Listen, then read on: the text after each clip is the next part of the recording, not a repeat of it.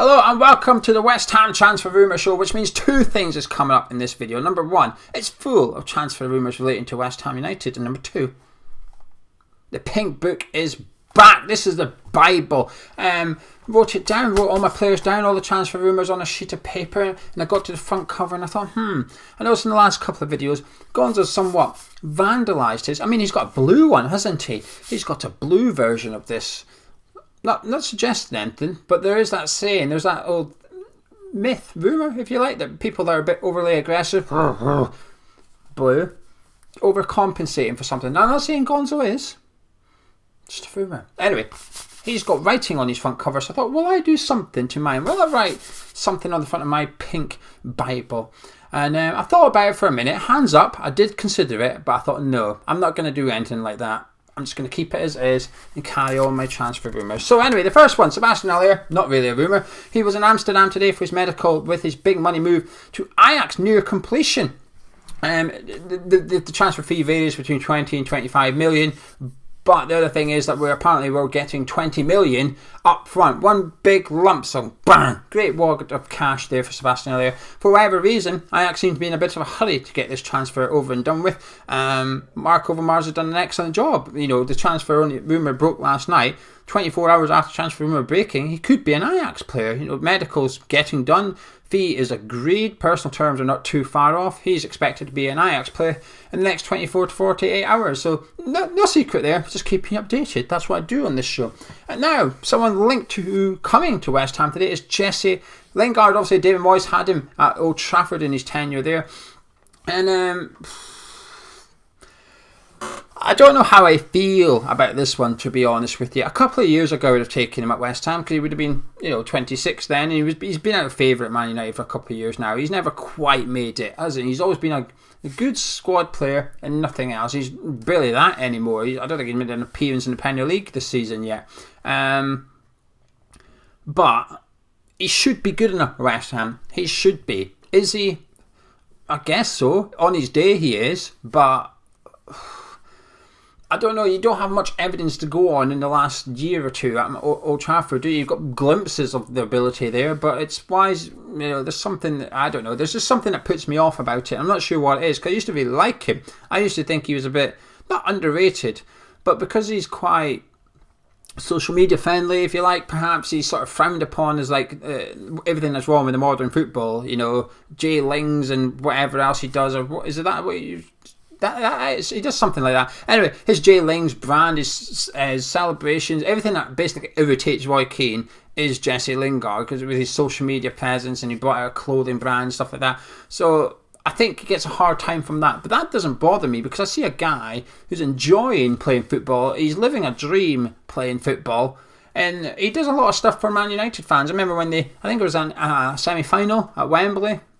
They won, and he FaceTimed like a Man United fan channel so that the people in the pub could see like the celebrations in the change room. And I know you might be thinking, oh, it's because you're a fan. It's not really. I think it's keeping in touch with the fan base like that. I don't think it's a bad thing. And after the final home game of a season, he nipped into the local pub and brought everyone in the pub around and stuff. And I like stuff like that. So while he disregards his social media thing, I think, well, actually, while he does that, but part of that personality is why he's still in keeping with the fan base, if you like, and I like it about him. But we're not trying to bring him in for clothing or anything like that. I don't think we are, unless Karen Brady's decided to get him in. I don't think we're getting him in for the clothing brand. Is he a good enough footballer? I think so. Do we need him? I'm not so sure. I don't know if we need someone in that position. Where would he play? We've got Fornals, Benrahma, Lanzini, Bowen. I'm not 100% sure, but I would like him on loan. But the problem with the loan deal thing, and this is something that to put out there, because I keep seeing people say, oh, we could get this player on loan, this player on loan. Domestic loans only. You're only allowed 2, and we've got 2, Benrahma and Dawson. So something needs to give with one of those before we can get anyone in, whether it's Jesse Lingard or Zinchenko. We're linked to Zinchenko on loan. I've dismissed that rumour myself because he's back in the Man City team anyway. I didn't really think there was much in it. But we can't get him on loan. We can get foreign players coming on loan like Marko Natovic. They're okay. They don't hit our quota. But if we want to get someone in from Man United or that on loan, we need to either sign Benrahma permanently or sign Craig Dawson permanently or terminate his loan, which I don't think we'll do. So we'd have to sign one of those two on a permanent basis first and foremost. So when it comes to domestic loans, I wouldn't read too much into the rumours. Dembele, Lyon's Dembele is the next one that's being linked to us as well.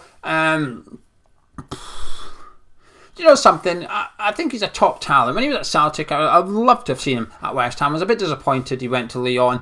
Not disappointed, it didn't bother me actually. I was fine with him going to Lyon. Disappointed we never had an interest in him. And we sort of poo-pooed it because he played in the Scottish League. And you know something? We poo-pooed John McGinn, who's now worth 30 odd million, and Kieran Tierney, who's now, you know, just putting a man-of-match performance for Arsenal in the last fixture and stuff. So I think it's easily dismissed the Scottish League. And I know you're thinking, well, you're just saying that because you're Scottish. Trust me, I am not. I'm quite a big critic of the Scottish League when it comes to talent.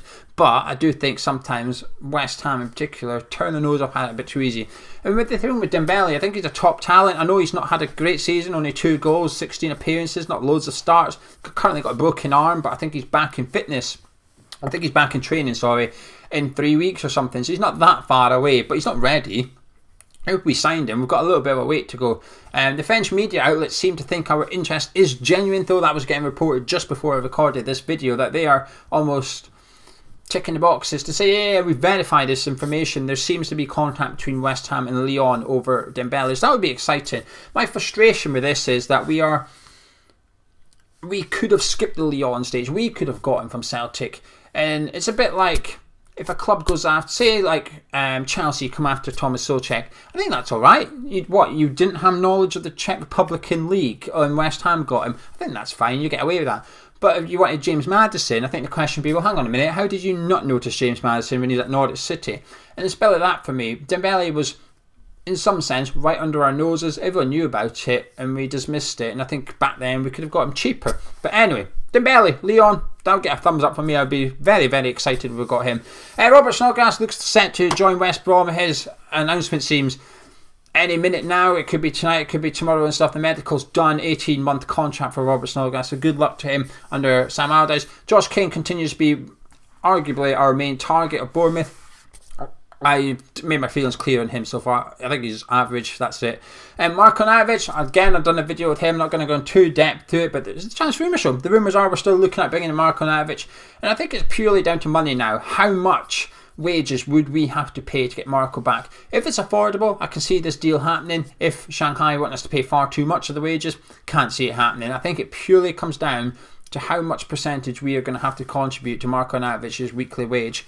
We're being linked with the 2 Slavia players, of course, Sima, and then the young lad, I don't know how you pronounce his name, Hlosek, who's, you know, Souček has allegedly told West Ham United is a wonder kid, is going to be one of the best players in European football. To forget Sima, while he's the one getting all the hype and stuff, he's not the one that the big clubs are scouting. A lot of teams are aware of Sima, but Hlosek is the one that, you know, Bayern Munich are keeping an eye on and stuff, and that's who we should go for. I've never heard of any of these 2 players until about 4, 5, 6 weeks ago, and the only reason I've heard of them is because of Thomas Souček. So I'm not going to claim I know anything about it. Is signing someone that's potentially tipped as a youngster exciting? Of course it is, even if Thomas Souček's recommended it, because he's proven to have a better track record in buying players than the guy that actually buys players at West Ham. The other player being linked to is Strasbourg's centre midfielder Bellegarde. He's been linked to us as a replacement for Robert Snodgrass. Now, if you're thinking, Gio, you're butchering these names, I probably am, and you're probably thinking, Gio, who on earth are these players? Don't worry about it. In the description and in the pinned comments, I've kindly linked to all the players' profiles that I'm mentioning in tonight's video. So you want to go check them out yourself, just click the link and you can have a little look. Issa Diop, apparently West Ham are a little bit concerned as to the value of Issa Diop. Given Craig Dawson's form, he looks to have leapfrogged him in the pecking order as a centre-back. Therefore, Diop's valuation, of course, is dropping. We've seen Felipe Anderson's crash through the floor. Sebastian Haller is now a half price after 18 months. Issa Diop's now seeing his value decline. That's a bit of a concern at West Ham. Is he going to go in January? I think they want to keep him until the summer, but should a decent bid come in, you just never know. There is rumours that Tottenham are after him, and there's also rumours that Tottenham are after or had a bid accepted for a top centre-back. Now, whether that bid relates to Issa Diop or not, we don't know yet. But I wouldn't be surprised if Spurs were to move for him. And do you know something? If they do, I hope we do business with Tottenham. Not because it's Tottenham, but because I think you should sell to the highest bidders, whoever it is, whether it's Tottenham, Chelsea, or a club in Italy, just get the money for the player, get the best deal for the player possible for West Ham United. Felipe Anderson, he's been rumoured to have a return to West Ham on the cards. It's not going too well for him at Porto. In fact, it's an absolute massive disaster out there. I spoke about it in the cup of tea. I think everything with this loan deal is completely wrong from all sides of it. Anderson, his family, West Ham United, Porto, it's just a really bad deal, isn't it? So I would take him back and sell him and get whatever we can, because he's not part of this season's squad. This season's squad's good and it needs upgraded and needs a bit of depth. Felipe Anderson, you're not going to get much for him. What's his value now? 10, 15 million maybe? Do you know something? I think I would take that. Just get the money in. Get a player that's not part of the squad out the door. I still think that's why David Moyes sanctioned the sale of Grady Diangana, because it was 80 million for a player he's never had. So you can't miss what you don't have. And I think I would apply that to Felipe Anderson for this season. We don't have him. Therefore, we cannot miss him. Get whatever money we can. And let's try and get someone in that can play a part between now and the end of the season. Alisi, the youngster, the centre-back youngster who's tipped for big things, I really like him. His contract's up at the end of the season, but negotiations are ongoing and he looks set to sign a new deal with West Ham. And finally, Nathan Holland and Angang, the young goalkeeper, look like they're set to go out on loan. Oh, I got through the whole video without making a mistake. This is the bad thing about not editing. You can't just redo it. Anyway, Holland and Angang are set to go out on loan to lower league clubs in England. I think there's a little bit of foreign interest in Nathan Holland, but they both look set to go to a League 1 or a League 2 side to gain some valuable experience. How nice is that? How lovely is that? I hope they enjoy wherever they go. Anyway, that is your transfer rumour show. I got through that quite well. I mean, I was even going to make a joke about how Jesse Lingard in the last 7.5 years has only got 12 assists in the Premier League, and Adam Johnson, that one, the one that played for Sunderland and Man City, him. He's been to prison. Yeah, he has. He's been to jail 3 times, but he's made more assists. That's 3 times. He's been to jail. This is the Edison thing. He's been to jail for 3 years, but he's still made one more assist than Jesse Lingard in the Premier League in the last 7.5 years. I wasn't going to mention that. I was. Then I took it out. Good job, isn't it? Anyway, if you've enjoyed this Transfer Rumour show, drop a like on it if you have. Subscribe if you're new to the channel. Thank you to the people that are new to the channel, especially if you made it this far. You've done quite well. We've had a few new subscribers lately, so thank you very much. Welcome to the journey. I'll be back on Saturday evening with the preview of the Stockport game with Gonzo, but don't worry. Tomorrow night we've got Talk West Ham and we'll be live at 8:30 and we want your opinion. So you can come along, you can either join us on the screen with your camera talking about anything West Ham, or put your opinions in the live chat. We'll get them up on the screen and have a little discussion about it. Hope to see as many of you there as possible. Look after yourself, stay safe, and I'll see you tomorrow night.